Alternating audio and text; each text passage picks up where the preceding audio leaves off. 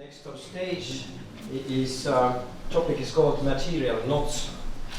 Laura Linsi, Roland, Reemaa from LLRRLLRR office. Quite originally.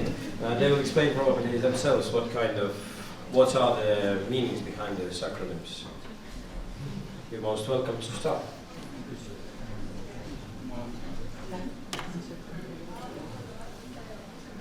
Okay, hi. Do you hear me? Yes. It's like rapper mic, you have to speak really close from it. Okay. Exactly. Should we start? Do you want to introduce? Yes, so first of all, we're doing this in English also just because we have our international guest here and we'll be having the panel later, so as an explanation. I'm Laura, this is Roland. We are from LLRRLLRR, which is not that original when you look at our names. Yeah. And we'll be speaking about material knots today and our own interest towards what we build with and why this has been driving our practice since we set it up. We're starting with this slide to say that we're doing kind of everything together these days, and our focus is very much maybe on materials and on kind of research on that topic.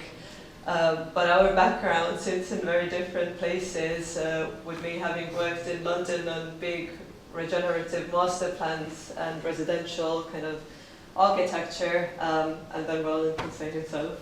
And I've been working in the Netherlands and in London on smaller projects and teaching in TU Delft as well, just as a background. And maybe just to say from here then that where it all started to come together for us and was when we, alongside that, working at these practices, worked on the Estonian Pavilion in Venice in 2018. And we discovered our common love for starting from the detail, or more perhaps even at that point maybe not so much about the importance of materials, but more on the importance of every kind of little fragment in our built fabric and how it can matter both politically in terms of everyone's access to our cities, etc. So that was a weak monument. Yes, so we'll go through maybe a couple of projects that we've done, and then we'll introduce two main sort of projects that maybe rhyme with material circulation as well. And I think ever since we did the Venice project, we've been commissioned by museums and kind of galleries to work with exhibitions. And I think the exhibitions have been quite informal because they are temporary projects, but that includes a lot of investigation into what materials come in and what materials go out and where do they end up with. So I think this fast pace, but quickly trying to reassess what is possible to do and where do we get these materials from has really helped us to inform our material interests as well. Like a project in Riga a couple of years ago when we worked in a big harbor where we reused only the harbor materials to shape actually the whole exhibition design. Or when we did any like smaller openings, we did them very small, so you could really only like squeeze here through. It also made the artwork a little bit bigger, actually, on the photo.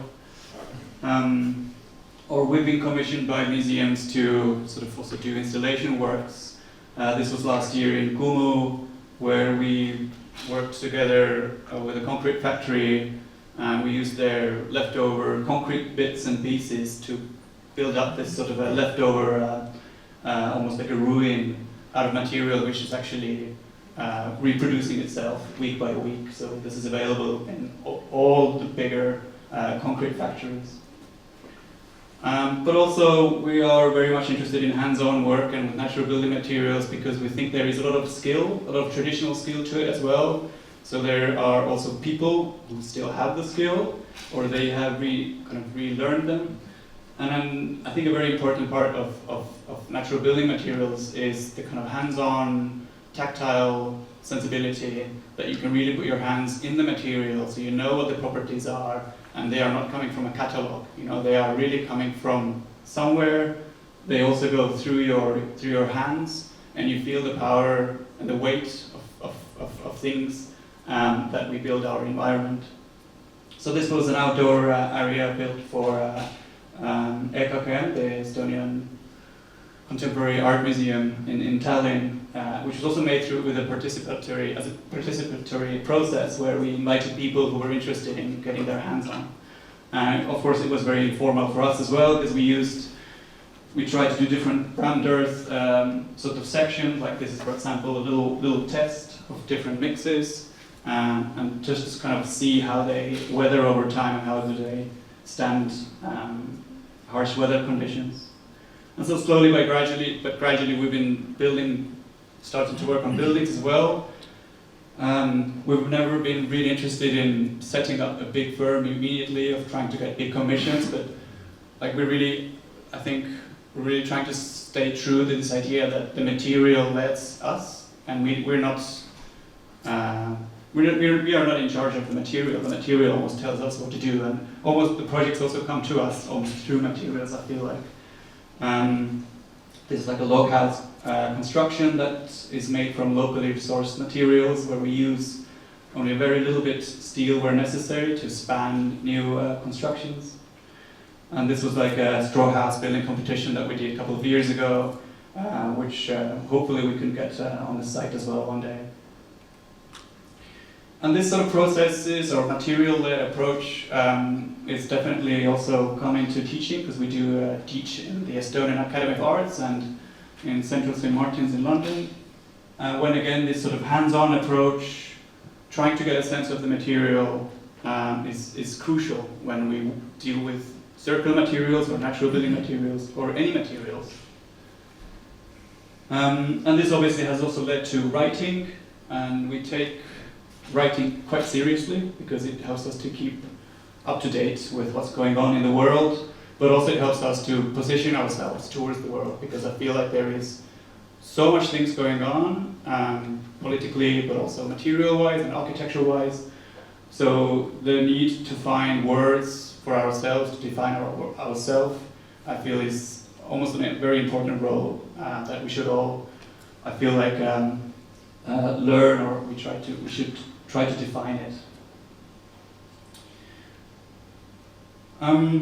We'll introduce two projects. Actually, one project is teaching, and the other is an exhibition that we did, but they are the most closely related to circularity of materials.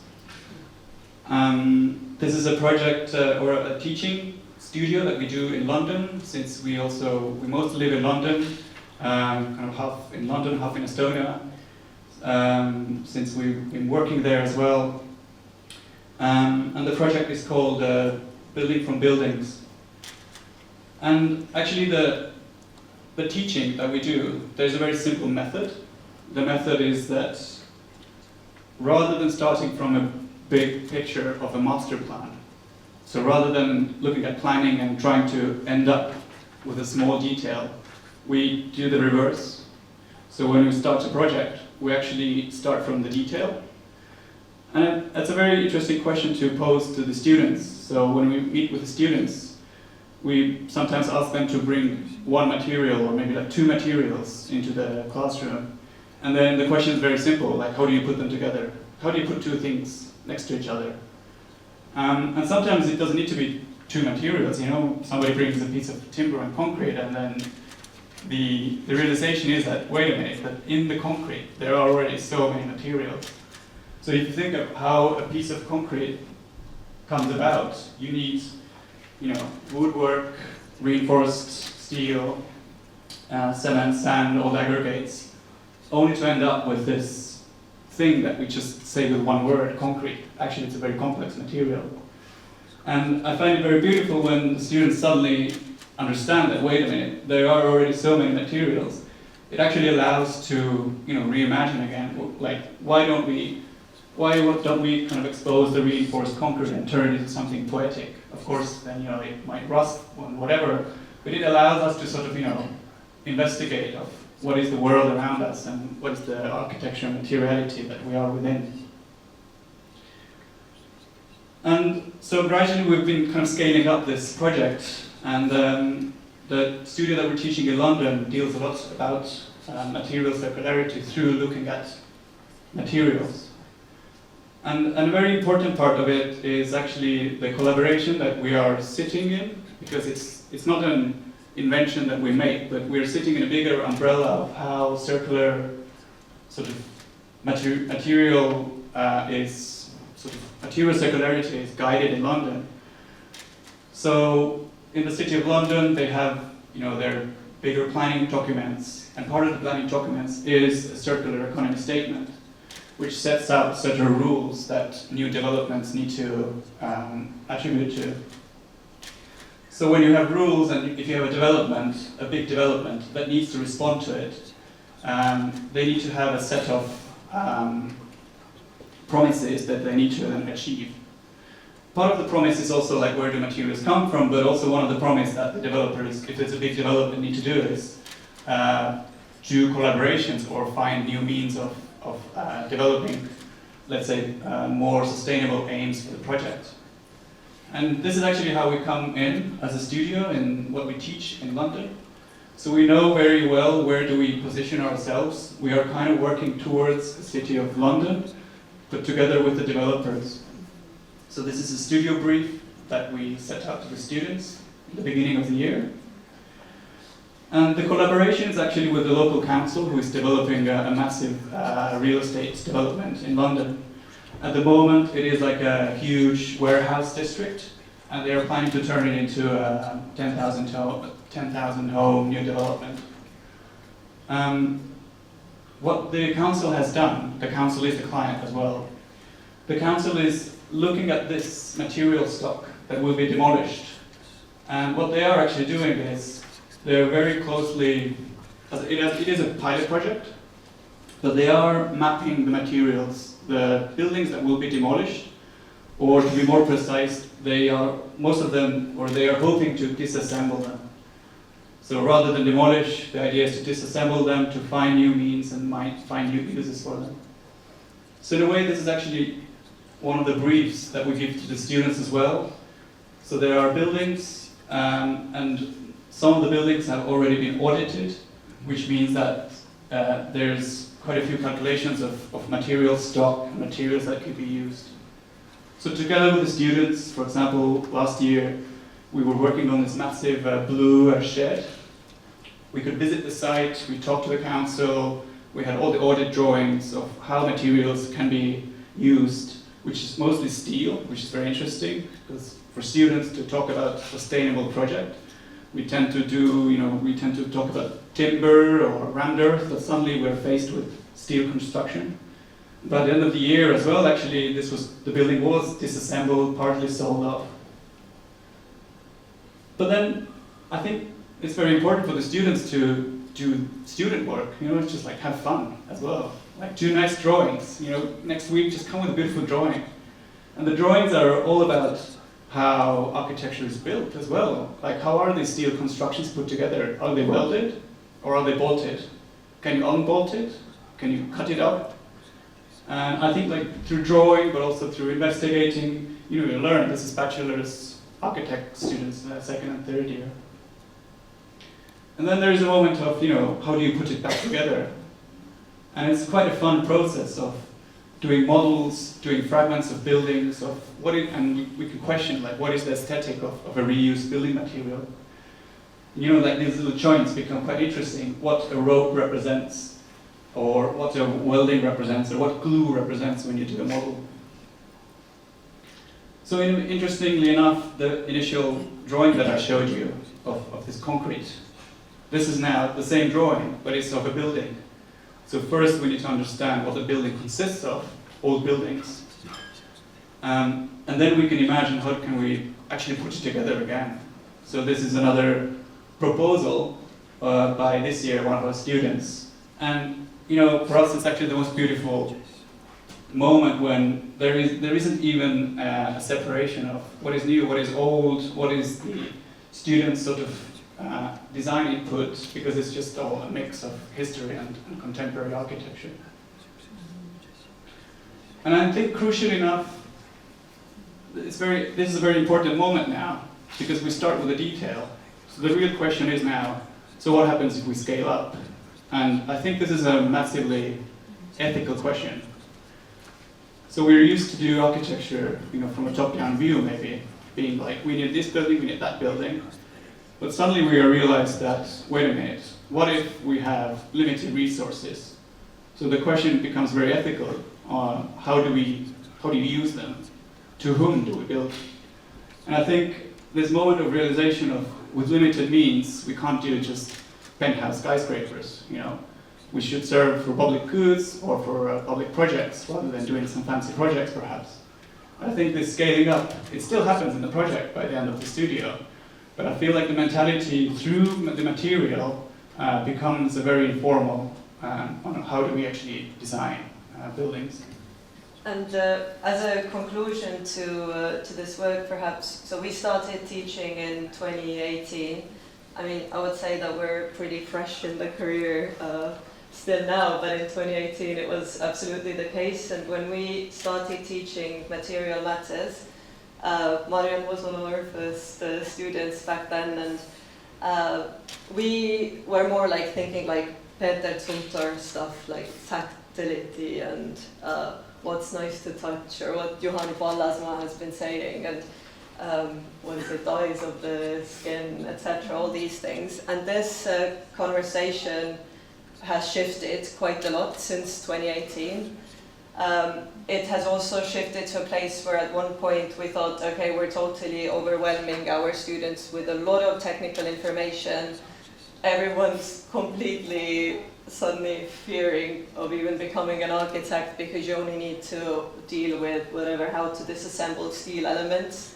So now there is another shift that we're noticing, that our students no longer come in wanting to, as a first thing, to make a big gesture.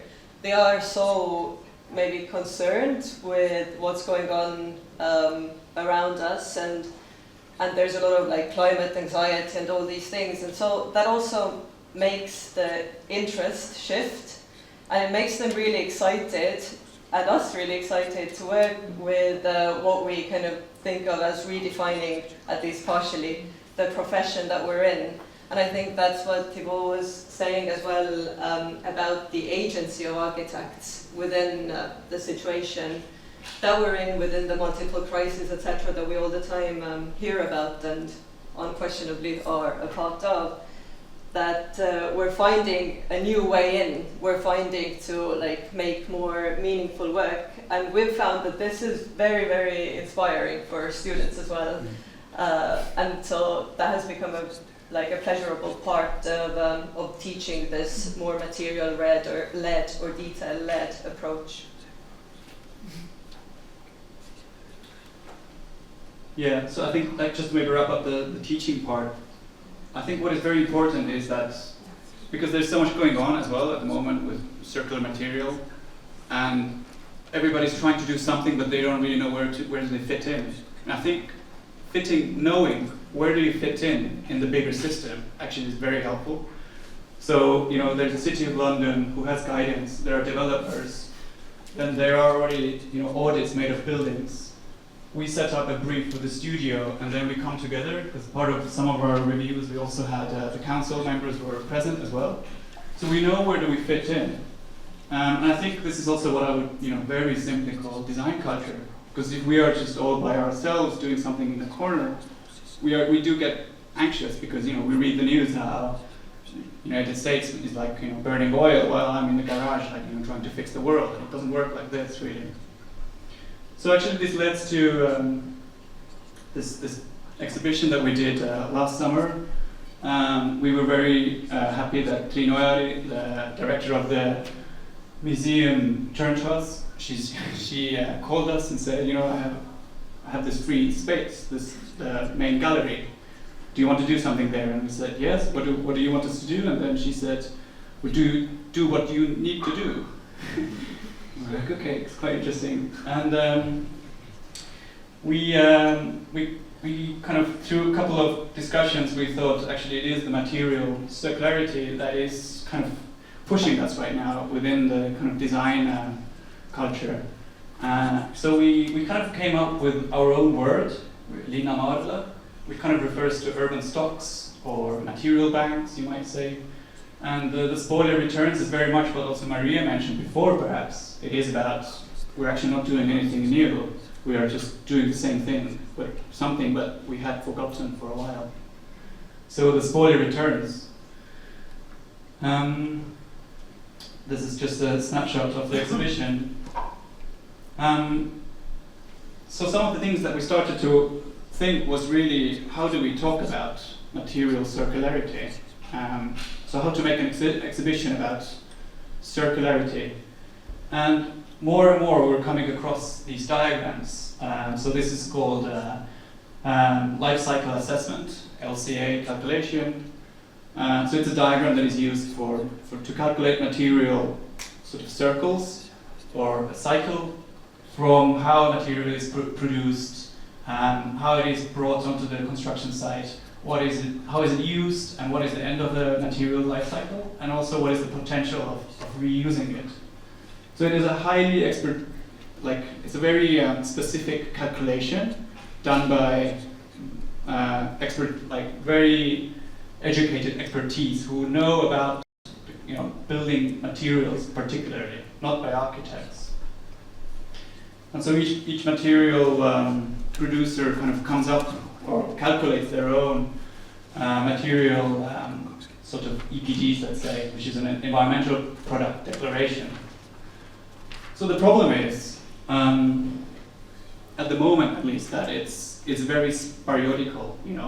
It's experts who are commissioned to do these calculations, and it is not a very even play, let's say. It is not an even chess game. So there are already a lot of problems as well, or this is an article written already in 2020 about how the life cycle assessment, big developers can pay off some calculators to make better numbers. So it's actually a big problem, and we thought we can't do an exhibition about numbers because we think it's problematic. And it also leads to a thing where we are more and more focused on this issue of carbon tunnel vision, where we're constantly only focusing on this number, carbon emissions, but actually carbon emissions comes with a whole lot of issues that we are facing with in the world right now as well. And how do we actually, in terms of inequality, or where do materials come from, etc. So rather than trying to do an exhibition about numbers and climate anxiety, we again looked into history of spolia and how historically materials were used in Roman periods, for example. Like, for example, this church where a lot of the columns were made out of materials found along the Mediterranean Sea. In a way, this was one of the inspirations for our project that we did in the museum of building these columns again, done from all the different materials that we found from Tallinn. So this is the floor plan for the museum, in our exhibition, which were made out of all these materials that we scouted around in Tallinn. We mapped and documented them and made quite precise drawings in order to also avoid any excess waste. So we knew exactly what to bring into the museum.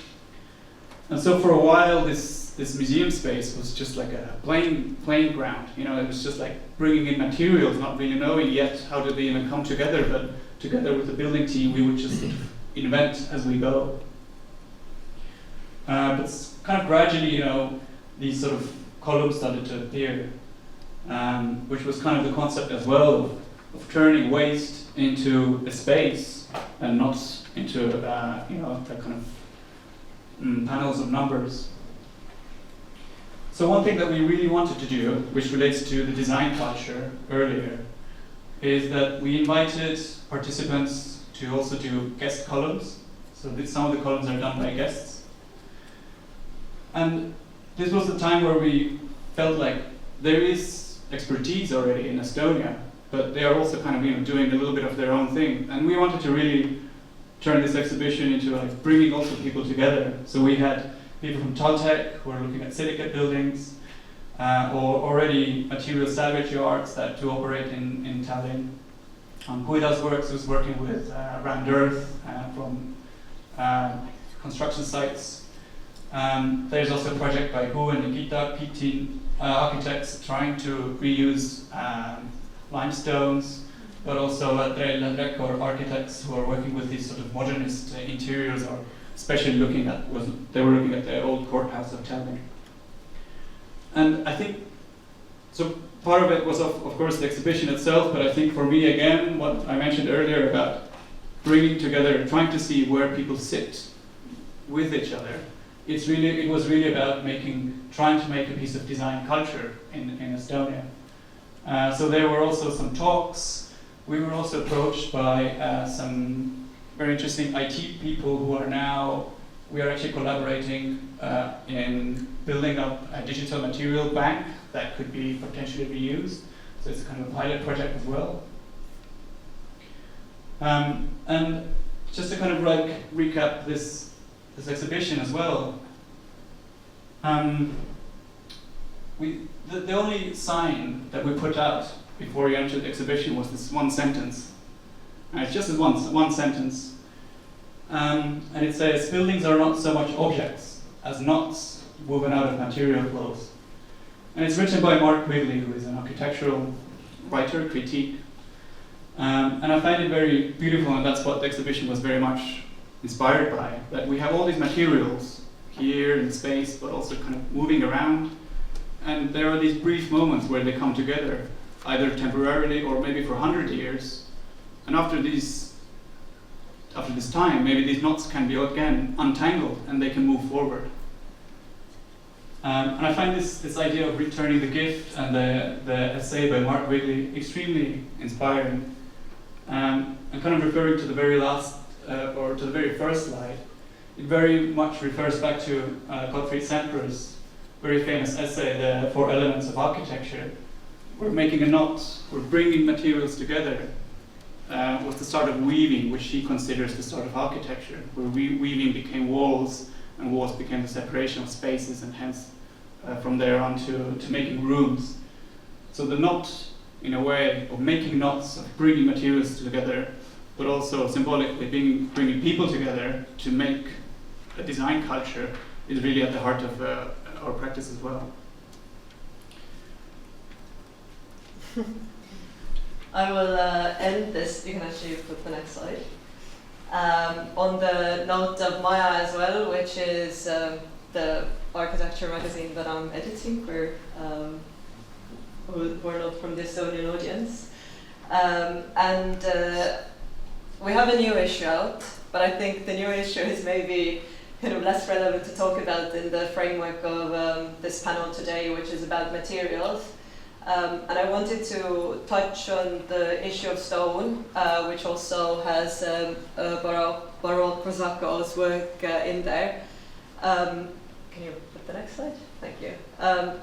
But this too is coming from a place of creating a design culture, and has led me to think about materials not just in like a, let's say, like a global kind of idea of what's low carbon and what's natural, what's better to use in like a global sense at the moment, but it has also this kind of conversation has brought it down to a local and cultural discussion as well.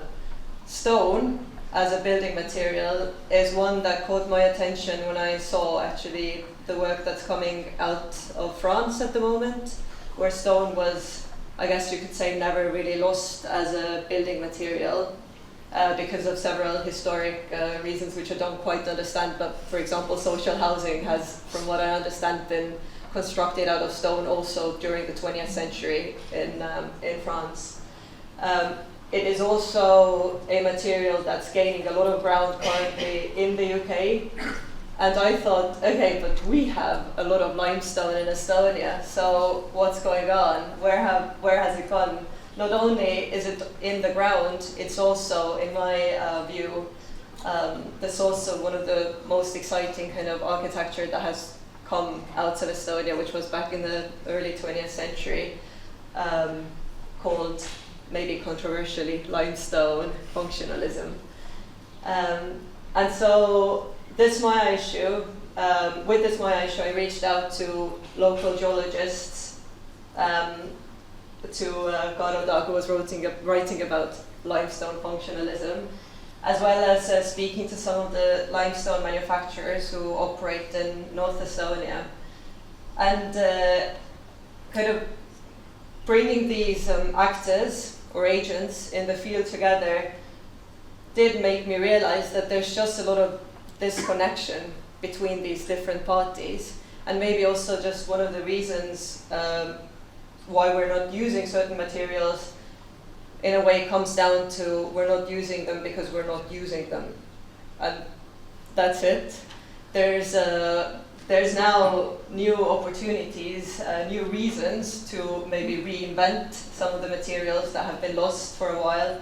Stone, I think, can definitely be one of them. There's a question what our limestone can do in relation to what it can do in relation to whatever the limestone that's found in Portland or in Normandy or wherever, but it certainly can do something. So I invite you all to read the issue. You'll find the project that was presented today to you in there as well, as alongside with quite a few Estonian commentators and thoughts, etc. Thank you. Thank you.